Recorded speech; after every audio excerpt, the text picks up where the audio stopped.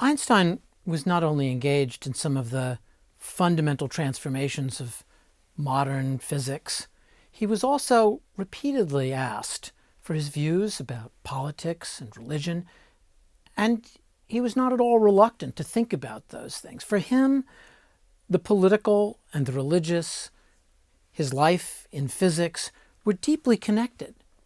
And all of them come down to a view that we should be committed to something beyond the purely personal, the selfish, the things that picked us out and made us completely unlike anybody else, either as a nation, or religiously, or in our individual ambitions or competitive drives. So what I want to do in this lecture is to talk about the political and the religious, and we'll proceed this way. On the political side, we'll first reprise Einstein's European engagement with politics, his worries about the divisive and catastrophic war, World War I, his worries about the rising tide of anti-Semitism. We'll look at the American political commitments that he had as they were shaped not only by World War II, the fight against the Nazis, the Holocaust, the post-war McCarthyism that dominated so much of American political and intellectual life in the 1950s, but also Einstein's growing commitment to civil rights and the ways in which he showed that commitment through his embrace of causes, really beginning in the early 1940s during World War II and continuing to the end of his life in 1955. And finally, it never can be ignored that Einstein felt a personal as well as collective responsibility for nuclear weapons. He had played a small but significant role in the origination of the Manhattan Project, and he was worried that the extremism of these weapons, the fact that these weapons could eliminate whole societies and indeed threaten human culture, was one that made his political commitments even deeper. Politics, science, religion, these are connected, and this lesson is about those links.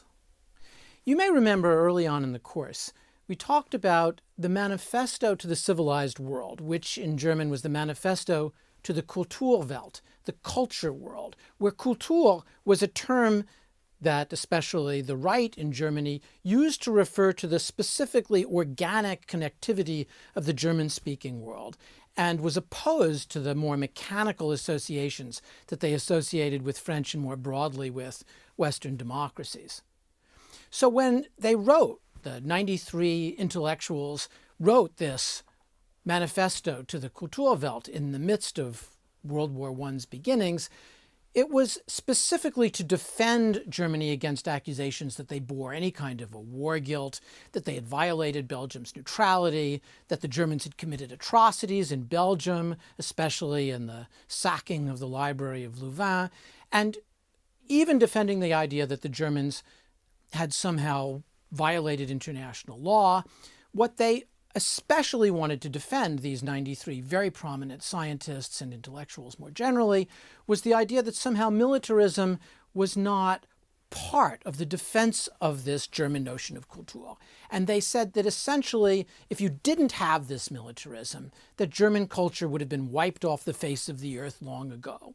That culture, the music, the possibilities of a poetry of Goethe or the music of Beethoven, the philosophy of Kant, that all of this had its roots in the Prussian willingness to defend itself by military means. And it was signed by the eminence grise of German cultural life, Ernst Haeckel, the biologist, Wilhelm Röntgen, inventor of X-rays, Engelbert Humperdinck, scientists, artists, writers.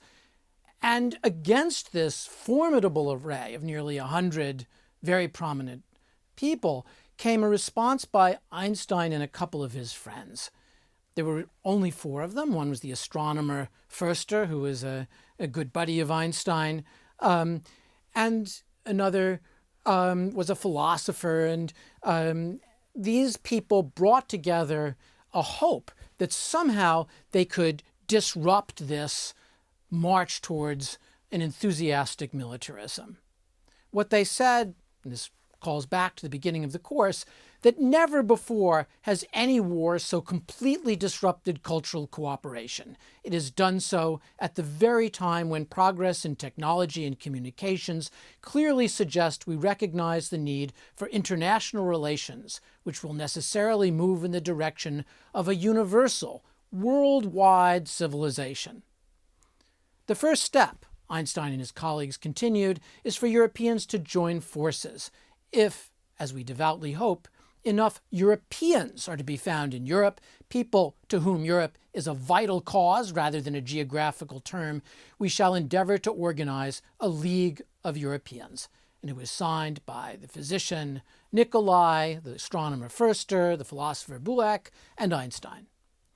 And in that hope that there was a transnational affiliation of European civilization that stood for something beyond the national cultures of any particular group was essential to Einstein. And it shows that already in this period, at the very beginning of World War I, it goes back even farther in Einstein's life than that, but already by early in World War I, Einstein was a committed pacifist, but more than that, somebody whose commitment went beyond the national.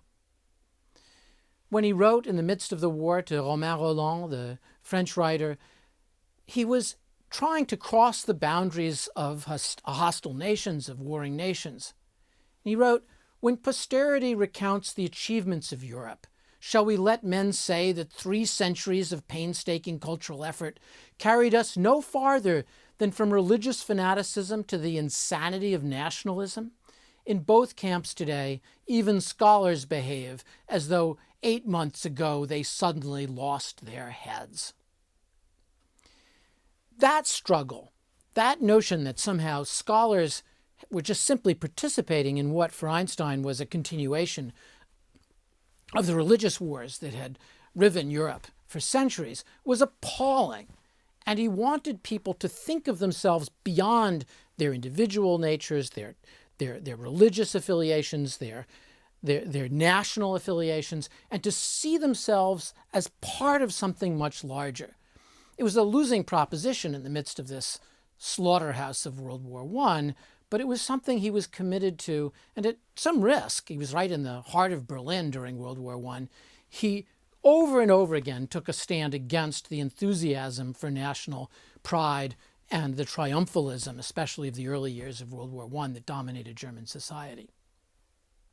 When the war came to an end, Einstein immediately wanted to caution against too enthusiastic an embrace of an authoritarian leftism, just as he had opposed the kind of authoritarianism of the right.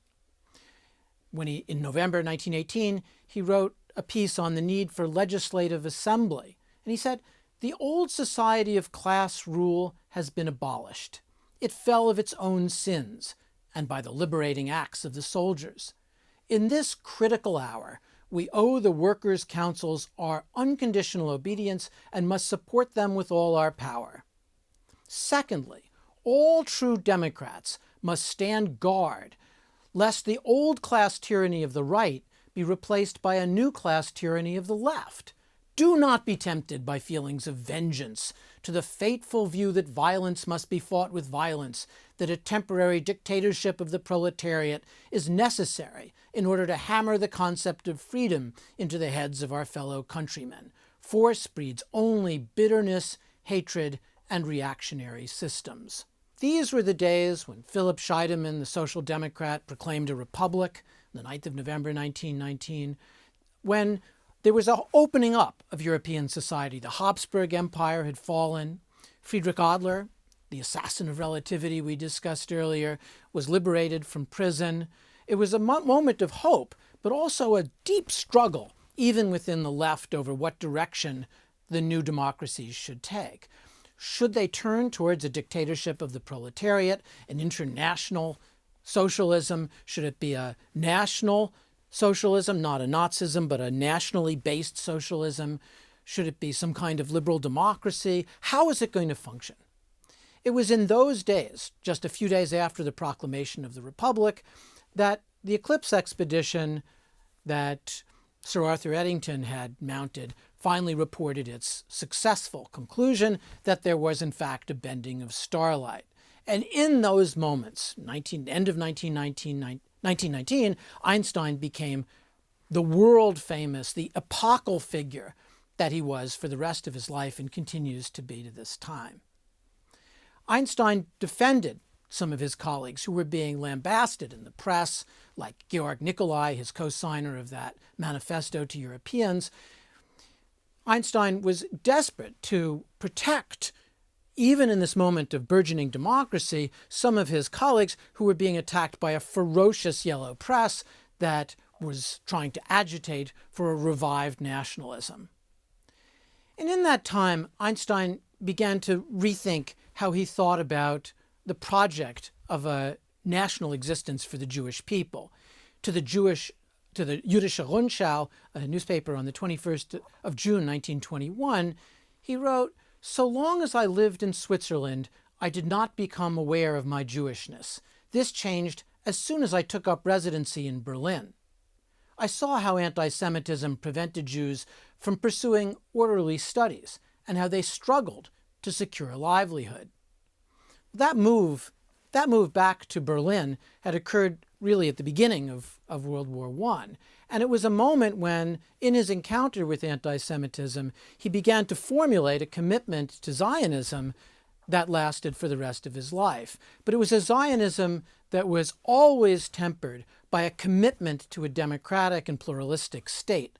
And he constantly was both a strong advocate for the project of the national existence of the Jewish people and for an absolute insistence that a democratic state was a necessary precondition for the establishment of any reasonable form of state should one develop.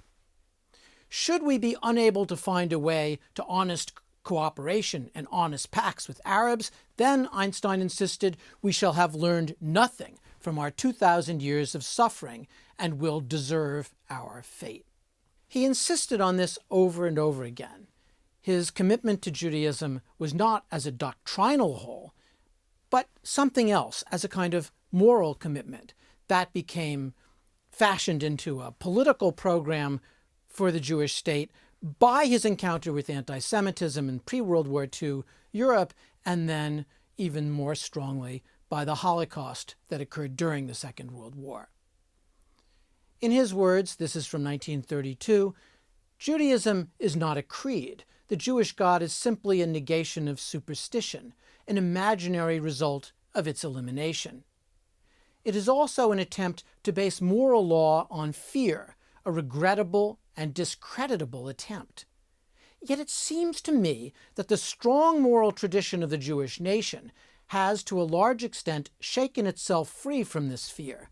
It is clear also that serving God was equated with serving the living. The best of the Jewish people, especially the prophets and Jesus, contended tirelessly for this. So this commitment during the pre-war period mixed back and forth between his commitments, his worries about anti-Semitism and what responses might be made to that, and to a desire even stronger than during World War I to push for a pan-European alliance. And that was made ever stronger by the rise of Nazism. We saw already in an earlier lecture the battle that Einstein waged with the Prussian Academy of Science, where the Academy of Science was furious that Einstein resigned before they had a chance to kick him out, essentially, and they accused him of rumor-mongering and hate-mongering against Germany, and he accused them very explicitly and very publicly of participating in a Nazi society that made equality under the law impossible. To one of his friends, his closest friends, Michel Besso, about whom we've discussed quite a lot, he wrote in October of 1938 that Besso was completely wrong to think that there was some kind of possibility in the work that Chamberlain was trying to do in coming to an accord with Hitler. To Besso he wrote, "You have faith in the English, and even in Chamberlain. O sancta simplicitas! He sacrifices Eastern Europe in the hope that Hitler will spend his forces against Russia. But we will see here, too, that cunning has short legs. He has forced the left into a corner in France, and there lifted those into the saddle whose motto is, "Better Hitler than the Reds." Neville Chamberlain met with Hitler on the 30th of September 1938, and the Germans began their occupation of part of what was Czechoslovakia on the 1st to the 10th October 1938. Chamberlain, on Munich, said, "In spite of the hardness and ruthlessness I thought I saw in Hitler's face, I got the impression that here was a man who could be relied upon when he had given his word." Hitler would later say, "Our enemies are little worms. I saw them at Munich."